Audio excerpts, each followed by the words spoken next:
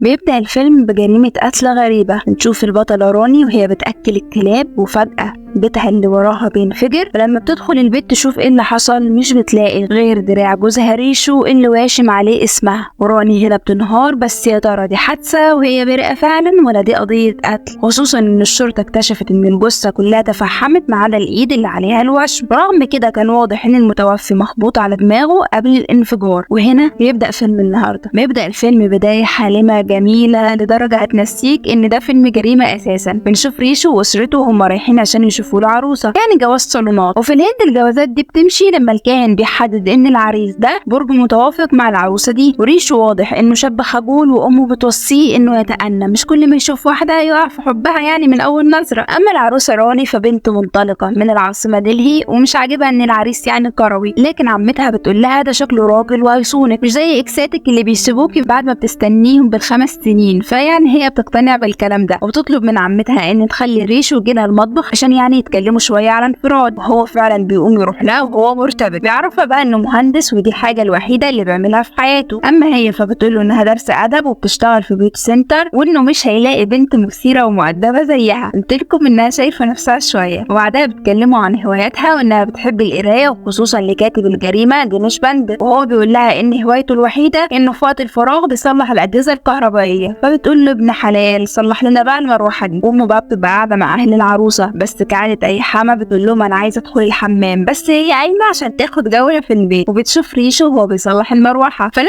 بيروحوا بتقول لهم على جثتي الجوازه دي انا هشرب سم لو اتجوزتها. ده من اولها بتشغله، وهو وابوه محدش فيهم بيهتم ولا بيوقفها، شكلهم يعني متعودين على كده. وبعد كده الموافقه فعلا بتتم، وبيجهز ريشو غرفه في بيت اهله ليه هو وعروسته، وبيغير في نفسه عشانها، وبيلبس عدسات بدل النضاره، وبيجيب كمان كتاب لدينيش باندت كاتبها المفضل، وبيوشم اسمها على ايده. واضح ان الحاجه كان عندها حق لما قالت له انت بتحب على نفسك. والفرح بيتم بسرعه جدا. وبعدها بننتقل للحاضر، وبنشوف راني وهي بتحقق معاها بتهمه قتل ريشو. والظابط بيبقى واخد القضيه بشكل شخصي، وبيحقق معاها لمده شهرين متواصلين، لانه شايفها قاتله وخسيسه، لان بشهاده الكل ريشو كان بيحبها جدا. وراني بتنكر انها قتلته. ولما الظابط بيسالها علاقتكم كانت ازاي، بتقول له عادي، احيانا كويسه واحيانا وحشه زي اي زوجين. وبتحكي انه بعد الفرح انتقلت لقريه ريشو بالقطر، ولقيت عروسه تانية حارسها واصدقائه عاملين ليها زفه. اما هي فلا، فبتزعل. والليله بقى بتبقى مطر وحاجه كده صعبه، وبتدخل تغير. ولما بتطلع بتلاقي ريشو بيمسح الارض ومحتاس جدا بسبب ان المطر دخل لجوه، فبتتقفل منه وبتنام. وبتقوم تاني يوم الساعه 11، فحماتها بتبقى مش طايقاها، مش عارفه انا عايزه العروسه تقوم الساعه كام. المهم ريشو بيبقى عايز يحضر لها الفطار، فامه بتصغر له كده وبتطلب منها انها تقوم تعمل لهم هي الاكل. فروني بتقول لها والله يا ماما انا ما بعرفش اطبخ. وامه بتتجنن، ده انت امك مأكده لي انك طباخه بريمو. فبتقول لها راني عادي يعني امي بتبالغ شويه. وريشو بيحاول يهدي امه وبيقول لها انا هعمل اللي انت عايزاه، مسالم قوي. وبالليل راني بتلاقي ريشو بيعمل خلطه ادويه كده، عشان دي هوايته، يعني هوايته ان هو بيصلح الكهرباء وبيعمل خلطه ادويه، ما علينا. فبتحاول تلطف الدنيا وتتكلم معاه، وبتساله لو قابل حد قبلها. فبيقول لها قابلت واحده اسمها ميرا، بنت كده جميله وذكيه ومعاها ماجستير وبتعرف تعمل لازانيا. فبتقول له تمام، وبتيجي تغير الموضوع تلاقيه مكمل في كلامه عن ميرا. فبتتعصب عليه بقى وبتتجنن عليه، وبتقول له روح لمدام لازانيا بتاعتك دي، وانت كنت تحلم تلاقي واحده في جمالي وادبي؟ ادي اخر جواز الصالونات، اخدت كل الحلاوه دي على الجاهز. واليوم ده ريشو بيبات في الحمام. وتاني يوم امه بتتخانق مع راني كالعاده عشان بتصبغ شعر ابوه بدل ما تدخل المطبخ تساعدها. وبيفضل ريشو يهدي ما بينهم. وبالليل بيشتكي ريشو لصاحبه، وصاحبه بقى بيديله نصايح انه لازم يسيطر على مراته ويمشيها على نظام صارم، ولازم بقى يبقى راجل في بيته. وهي اهلها لما بيعرفوا انهم يعني لسه بيقولوا لها لازم تغريه، وبيدوها هي كمان نصايح عشان تسيطر عليه. فهو بقى ما بيعرفش ينفذ وصايا صاحبه رغم انه حاول. اما هي فكل ما بتشوفه بتحاول تغريه، فهو بيرتبك وبيجري، وامه بتقطع عليه وبتهزقها. وبالليل بياخد خلطه ادويه، وهي بتلبس لبس حلو كده، لكنه بيرتبك والليله مش بتظبط، وبيعمل نفسه نايم. وفي الصبح بيقوم قبلها بيدخل الحمام، وهي اهلها بيكلموها فبتفتكره نزل، وبتحكي لهم كل حاجه وبتفتش اسرارهم الخاصه، وكمان بتتريق عليه انه مش نافع. وريشو بيسمع كل ده ده، فبيقرر يقطع اجازته وينزل الشغل، وفي البيت بيتجنبها وبيتجنب التعامل معاها تماما رغم كل محاولاتها لحد ما بتحاصره عشان تفهم في ايه. فبيقول لها انه سمع مكالمتها مع اهلها ويسالها ايه شكل الراجل اللي كنت عايزاه يا راني، فبتقول له حد دمه خفيف يبهرني مجنون مش نمطي. فبيبص لها بحسره وبيقول لها انا هاخد كورس للماجستير بعد ميعاد شغلي. طبعا هو بيعمل كده عشان يقعد بره البيت اطول وقت ممكن، وبيستمر الحال كده. هي بتحاول تقرب منه وهو رافض، وبعدها بتحاول بقى تتاقلم على وحدتها وبتبدا تتمشى في البلده لوحدها وتتعرف عليها. وبالصدفه بتشوف مكان الكورس بتاع ريشو وبتشوفه وهو واقف مع زميلته هاتا كده، فبتروح لهم وبتهزقه قدام زميلته وبتفضح فشل علاقتهم الخاصه قدامها، وبتبقى عايزه كمان تغضب وتروح لاهلها لكن امها بترفض لانها لسه متجوزه جديد وكده الناس هتاكل وشهم. وبعدها بتحس راني انها زودتها وبتروح له عشان تفتح كلام معاه وبتساله عن ميعاد سفرهم لشهر العسل، فهو بكل هدوء بيمسك تيكيتات السفر يقطعها. وبننتقل للحاضر والظابط بيستجوب جارتهم اللي بتقول له كل حاجه بدات لما نيل ابن خريشو ظهر، وبيشوف راني في الماضي وهي صاحيه في يوم على دوشه وبتكتشف ان نيل قريب ريشو جاي يقيم معاهم شويه بسبب شغله. بيبقى نيل ده بقى باد بوي بوشم وعضلات وبيشتغل في التجديف مع السياح، يعني حاجه كده عكس ريشو تماما. وبيبان انه من اول مقابله بينكفها يعني اعجب بيها. وبيجي ريشو بيبقى فرحان قوي ان قريبه نيل عندهم، وتاني يوم بيصحى نيل وبيلاقي راني بتتشمس وهي بتقرا، فبيرمي لها واحده في النص كده انها حلوه، فبتطلع تليفونها لما هو بيدخل وبتبص للكاميرا وبتاخد صوره، وهنا هو بيطلع وبيظهر في خلفيه الصوره فبتعمل زوم عليه. هو بيقول لها ايه عجبتك الصوره؟ ومن هنا الزوجه المحرومه بتروح لاول واحد بيقول لها كلمه حلوه، حتى لما بيطلب منها تعمل له شاي اللي هو الشاي الهندي بتاعهم ده وهي اصلا عمرها ما دخلت المطبخ بتروح جري عشان تعمله. وريشو بيبقى فاكرها بتعمل الشاي عشانه، وهو يا حبيبي بيقف يساعدها وبيدوق الشاي ويقول لها انه حلو، وبعدها بيطلع على شغله. وهي بتروح تودي الشاي لنيل فبيقول لها نفسي ادوق اكل، فهي بتروح المطبخ وبتحاول تتعلم وتعمل له اكل. وهنا ريشو بيبقى مبسوط بيها وفاكرها عايزه تقرب منه هو، يا حبيبي ما يعرفش اللي فيها. وبعدها بياخدهم نيل على مركب تجديف وبيبقى هو وراني مبسوطين ومنطلقين جدا عكس ريشو اللي بيبقى خايف وقاعد زي الكتكوت المبلول، لحد ما راني بتقع في الميه ونيل بينط وراها عشان ينقذها، اما ريشو فقاعد خايف زي خيبته. وبعدها بتبقى راني بتعمل اكل في المطبخ فبيجي نيل وبيعدل لها شعرها وهي بقى بتتسمر مكانها انه لمسها، لكن بعد كده بتطلع له اوضته وبتحذره انه يلمسها تاني، لكن اول ما بيمسك ايدها ويشدها ناحيته بتنهار كل دفاعاتها وبيحصل ما بينهم ما لا يحمد عقباه. وعلى الاكل بتتريق الحما على اكل راني وريشو بيسكت ونيل هو اللي بيرد، فيعني كده راني بتحس ان هو ده راجلها اللي هيجيب لها حقها. وبعدها بيقول نيل لراني انه عايز ياكل لحمه ضاني رغم ان راني نباتيه واهل جوزها نباتيين، ودي عقيده او تدين عندهم يعني مش حاجه عاديه او سهله، بس هو زي ما يكون بيروضها او بيخليها تتنازل عن كل حاجه في حياتها. وبتروح فعلا راني تجيب لحمه وهي قرفانه، وطبعا ام جوزها بتقول لها استحاله القرف ده يدخل مطبخ. فريشو بيستغل مخزن قديم عندهم وبيحوله المطبخ لراني عشان تعمل فيه اللي يعجبها، وبيبقى يعني حابب انه يبسطها ويقلل الفجوه اللي ما بينهم، لكن للاسف ده نفس المطبخ اللي هيتحول بعدين لمسرح جريمه. وبنرجع للظابط اللي مش لاقي سلاح الجريمه لحد دلوقتي ومش عارف يثبت اي حاجه على راني غير انه كمان مش لاقي عشاها، وبيسال الظابط راني عن علاقتها بنيل فبتقول له دينيش بنتقال الكاتب اللي هي بتحبه يعني العلاقه لقاء بين العقول، وبتفتكر اليوم اللي قررت تعمل فيه الضاني. نيل بيقول لها ان كمان يومين هيرجع ديلهي، وهي بتقول له انها هترجع هي كمان معاه وانها هتصارح ريشو بكل حاجه وتكمل حياتها معاه. وبتعمل اللحمه فعلا، ولما بتيجي تقدمها حماتها بتمنعها وبتقول لها جوزك لسه ما جاش، لما ييجوا بياكلوا سوا. فبتقول لها طيب ونيل؟ فبتقول لها لا نيل مشي فجاه من غير ما يودع حد. وهنا راني بتدرك انه اتبسط معاها يومين وهرب لما حس ان الموضوع هيدخل في الجد، وبتبقى هتتجنن لدرجه انها لما بتحط الاكل الريشو ولسه هيقول لها تعالي نصلح علاقتنا بيلاقيها بالصرح بكل حاجه حصلت مع نيل، وهو بكل هدوء بيكمل اكله من غير ولا كلمه ولا كانها هوا. وبتحكي كل ده للظابط اللي بيقول لها انت مش ندمانه على خيانتك لريشو؟ فبتقول له لا، لاني لما عرفت شخص زباله زي نيل قدرت قد ايه ريشو شخص صالح. وبتكمل ريشو بعد الصدمه اللي اخدها رمى العدسات ورجع لنضارته ولبسه القديم، وسافر كمان لدلهي عشان يقابل نيل، واول ما شافه جري ناحيته بمفك، لكن للاسف نيل مسكه عجله من الضرب. فبعدها قعد معاه وهو متبهدل وقال له انت غلطان، حد يهمل واحده زي راني وما يلمسهاش من يوم جوازهم فطبيعي هتروح لحد غيرك، فيعني خاين وبجح، وبيديله كمان نصايح. وبيرجع ريشو بعدها البيت ولما راني بتساله ايه اللي حصل لك بيقول لها انا رحت عشان اخد حقي لكني اتضربت، وبيقول لها انا مش قادر ابص في وشك،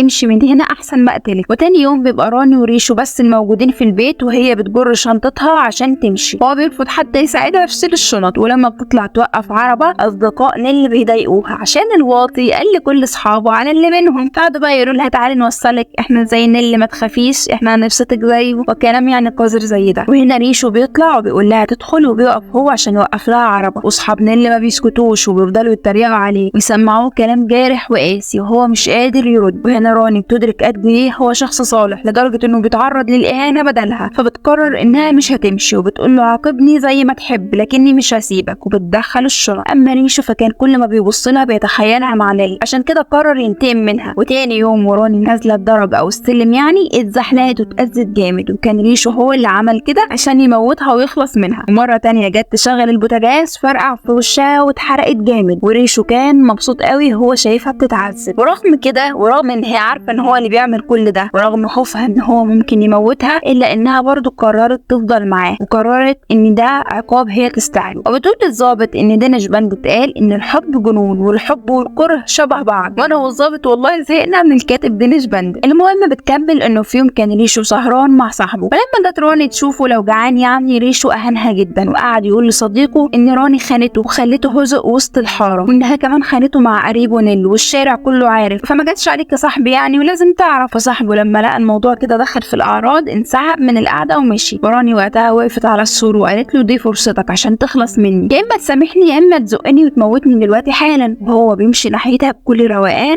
وبيزقها، وعلى اخر لحظه بيمسك ايدها وبيفكر يرميها ولا لا، وبيقول لها انا قلت لك امشي والا هقتلك. فهي بتفضل تعيط وتعتذر له وتقول له قد ايه هي ندمانه وقد ايه هي اكتشفت انها بتحبه حتى لو اكتشفت ده متاخر، وانها مستعده تموت بس مش هتسيبه. وريشو بيضعف وبيحضنها وبيسامحها، وهي بتبدا تبذل كل جهدها عشان تتقرب منه وكمان تتقرب من عيلته وتراضي الكل. حتى هو بيبقى ملاحظ ده وبيتعمد كل يوم ان هو يسيب محفظته قبل ما يروح الشغل عشان يعني تجري وراه وتديها له وتودعه، وبيخرجوا سوا وبيتفسحوا. وهم راكنين بقى في الشارع في واحد بيخبط مرايه عربيتهم وبيكسرها وبيلف لهم عشان يعتذر، لكنه بيطلع نيل فبيبتسم لهم باستهزاء. فراحت راني نازله وكسرت لنيل مرايه السكوتر بتاعه واحده بواحده. فنيل وصل البنت اللي معاه ورجع لهم وقعد يتريق على ريشو ويقول له ما تجيب راني اوصلها انا المره دي. وريشو اخيرا اخد رد فعل وجري ورا نيل بالعربيه وقعد يخبط في السكوتر بتاعه من ورا. وكان هو وراني مبسوطين جدا من الجنانه والانطلاق الجديد عليهم ده، وانهم اخدوا حقهم لحد ما العربيه ما غرزت منهم في الرمل ونيل هرب. فراحوا بقى يصلحوا العربيه، وايد راني كانت اتعورت. فريشو بيقول لها بتوجعك؟ قالت له مش اكتر من النار بتاعه البوتاجاز. وبيضحكوا وبيصافوا، وبعدها الاثنين في نفس واحد بيستشهدوا بمقوله الكاتب راني المفضل دينيش باند، لان ريشو جاب روايه ليه وقرأها عشان خاطر عيونها. وهنا ده مش المكان المناسب، لكنهم بيقربوا من بعض في مخزن كده فاضي وبيحسوا بمشاعر جميله اتجاه بعض اخيرا، وعلاقتهم بتنجح. ورغم كل ده بيبقى ريشو لسه مش قادر يتخطى التفكير في ان الخيانه برضه صعبه. وبنرجع للحاضر والظابط بيقول وفقا للشهود فراني كانت في البيت لوحدها لان اهل ريشو كانوا مسافرين اليوم ده. وبعدها جه نيل عشاها، وبعدها بربع ساعه جه ريشو، وبعدها بشويه راني خرجت وسابت نيل وريشو لوحدهم في البيت. وكمان بعد ما مشيت قالت لبنته صغيره تروح تقول لريشو يقفل الباب. وبعدها ركبت عربه للسوق، وهنا الظابط بيستجوب سائق العربه اللي بيقول له الست راني ركبت معاه وفضلت الف بيها في السوق لانها راحت لجزار وما عجبهاش وراحت لجزار تاني، ورجعتها تاني لقدام البيت. وبعد ما نزلتها هي وقفت شويه تاكل الكلاب وانا خدت بالي. وقبل ما تدخل البيت الانفجار حصل والظابط بيبدا ييأس، لكنه اخيرا بيوصل لتصوير كاميرا كان بالصدفه عند النهر اللي خلف بيت ريشو. بالكاميرا بتلقط ان وقت الانفجار نيل نط في النهر. فهنا الظابط بيوصل لطرف خيط لنيل اخيرا لان كل ده ما كانش وصل لحد غير راني. لكن للاسف وقتها رئيسه بيزعق له انه ضيع شهرين على قضيه راني وانه قدامه يومين بس يحل فيهم القضيه او يقفلها، لان في قضيه تانية واخده تغطيه اعلاميه كبيره ولازم نحقق فيها. وهنا راني بتروح الاسم تاني وما بتقولش حاجه زياده عن اللي قالته، فبينزلوا فيها ضرب وتعذيب بشكل قاسي وبرضه ما بتقولش اي حاجه. ولما بتروح بيبان ان اهل ريشو متعاطفين معاها، وده معناه انهم مش مصدقين روايه الشرطه. وتاني يوم بترجع راني للاسم وبتكتشف انهم هيحطوها على جهاز كشف الكذب، وطبعا ده بيكشف الكذب عن طريق قياس التوتر ونبض القلب والتنفس. فهي تدخل الحمام الاول بتحط مسمار في معنى الحذاء بتاعها عشان يسبب لها الم، واعراض الالم هتبقى شبه اعراض التوتر الناتج عن الكذب. وبتبدا الاسئله في البدايه بيسالوها اسئله بسيطه زي اسمك ايه وسنك ايه، وبعدها اسئله عن القضيه. فبتقول لهم راني ان في يوم الانفجار اهل ريشو سافروا عشان يحضروا فرح لحد قريبهم، وبعدها ريشو راح شغله وهو راجع جاب لي شويه طلبات، لكنه لما رجع ورجع لقى نيل معايا. انا قلت له ان نيل هنا جاي عشان يوقع ما بيننا، ودي فعلا الحقيقه. وريشو طلب مني اخرج من البيت واسيبهم لوحدهم لانه عايز ينهي الموضوع مع نيل. فانا خرجت بناء على اصراره ورحت اجيب لحمه من السوق، وبعدها حصل اللي قلت لكم عليه، يعني ان هي رجعت وحصل الانفجار. والخبير بتاع جهاز كشف الكذب بيقول للظابط ان تقاريرها غريبه لان توترها كان عالي في الاسئله العاديه وكان هو باقي الاسئله. لكن هنا الخبير بيلاحظ ان راني بتعرج او يعني مش قادره تضغط على رجلها، فبيفهم اللعبه وبيطلب من الظابطات يشوفوا حذائها وبيكتشفوا فعلا حيله المسمار. وهنا بيقرر الخبير يسالها اسئله اجابتها بنعم او لا فقط عشان يحصرها اكتر، وبيسالها هل قتلت جوزك؟ فبتقول له لا، والجهاز بيظهر انها مش بتكذب. وهنا رئيس القسم بيقرر ان القضيه تتقفل على كده رغم اعتراض الضابط. واخيرا بتخرج راني من القسم وبتخرج من القضيه دي منتصره، وبتبص للضابط بابتسامه المنتصر وبتخرج. وبعدها ب5 سنين الضابط بيترقى وبيقول لنا انه هينتقل لمدينه تانية. هو على المحطه مع اسرته مستنيين القطر، يعني بيلاقي في كشك المحطه روايه لدينيش بانديت، فاكرينه؟ ده الكاتب اللي راني على طول بتستشهد بيه. المهم الروايه اسمها غضب كازولي، ودي الروايه الوحيده اللي قراها ريشو. وبيفتكر الضابط قد ايه راني صدعته بالكاتب ده، وبيبقى لسه منسيش اصلا القضيه، وبيقرر يتسلى بالروايه دي في الطريق. وهنا احنا والضابط بنفهم ايه اللي حصل في يوم الانفجار. زي ما عرفنا اهل ريشو فعلا كانوا مسافرين في اليوم ده، وريشو فعلا كانت علاقته اتصلحت براني، ورجع البيت وهو جايب لها شويه طلبات، وبيبقى شايف انه غلط زي راني بالظبط ويمكن اكتر، وعشان كده بيبقى عايز يعوضها وبيعوض نفسه عن كل اللي فات. لكن لما بيدخل البيت بيتفاجئ بنيل، ونيل بيقول له ان هو وراني متفقين انهم يهربوا سوا. وراني هنا بتقول له انت كذاب، وبتقول لريشو انه جاي هنا عشان يوقع ما بينهم. ونيل هنا بيقول ان ريشو عمل له فضيحه في المنطقه وفي شغله ان هو متحرش جنسيا، وهو بقى جاي عشان ينتقم منهم بفضيحه اكبر. وهنا راني بتشتمه وبتقف في صف جوزها ريشو، ونيل بيتضايق وبيطلع تليفونه وبيوري ريشو فيديوهات وصور ليه مع راني كان صورها يعني هم مع بعض، وبيقول له بكره الحاجات دي هتغرق النت.